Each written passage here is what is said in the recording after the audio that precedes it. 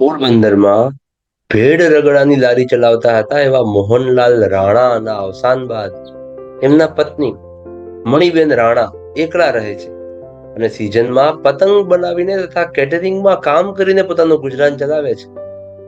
અતિ સામાન્ય પરિસ્થિતિમાં જીવતા આ દાદીમાએ એક એવું કામ કર્યું છે કે આપણને સૌને એમના ચરણોમાં વંદન કરવાનું મન થાય.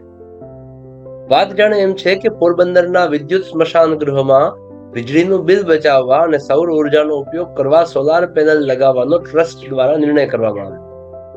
આ માટે અંદાજિત 12 લાખ જેટલી રકમની જરૂરત હતી. મણિબેનને આ વાતની જાણ થઈ એટલે મોટા મનના મણિબેને વિદ્યુત પેનલ માટે દાન આપવાની ઈચ્છા વ્યક્ત કરી. લોકોને એમ થાય કે કેટરિંગનું કામ કરીને પેટીયું રડતા આ માજી વળી શું દાન આપે. મોહનભાઈ અને મણિબહેને મહેનત કરીને ભેગી કરેલી રકમ બેંકમાં ફિક્સ ડિપોઝિટ તરીકે મૂકતા જતા હતા.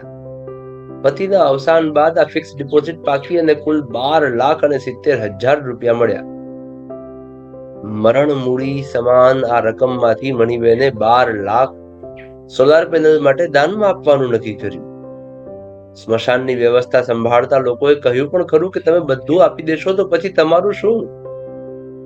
મણિબહેને કહ્યું, મારા માટે આ 70,000 રૂપિયા રાખ્યા છે અને હજુ હાથ પગ ચાલે છે એટલે ખાવા પૂરતું કમાઈ લઈશ. જરૂર પડે તો થોડી બીજી બચત પણ છે.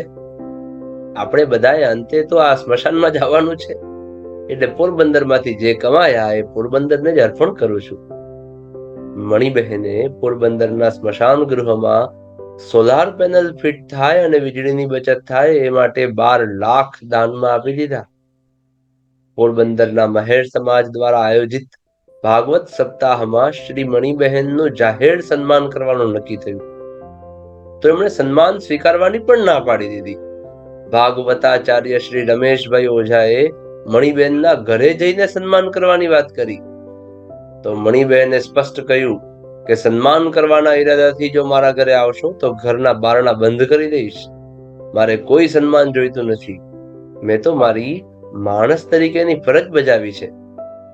એક તરફ કરોડો કમાયા પછી પણ કંઈ છૂટતું નથી એવા લોકો છે તો બીજી તરફ મણિબહેન જેવા લોકો પણ છે જે 77 વર્ષની ઉંમરે કોઈ જાતની અપેક્ષા વગર પોતાનું સર્વસ્વ આપી દે છે અને આ ઉંમરે પણ જીવન નિર્વાહ માટે કામ કરે છે. બા, તમને કોટી કોટી વંદન. કેવી લાગી તમને આ વાર્તા? શેર કરવા જેવી છે ને? તો ફટાફટ તમારા મિત્રોના ગ્રુપમાં આ વાર્તા શેર કરો અને બધાને પ્રેરણા મળે તેવું કરો. અને હા, વિડીયોને લાઈક જરૂર કરો અને ચેનલને સબસ્ક્રાઇબ કરો. ધન્યવાદ. જય શ્રી કૃષ્ણ.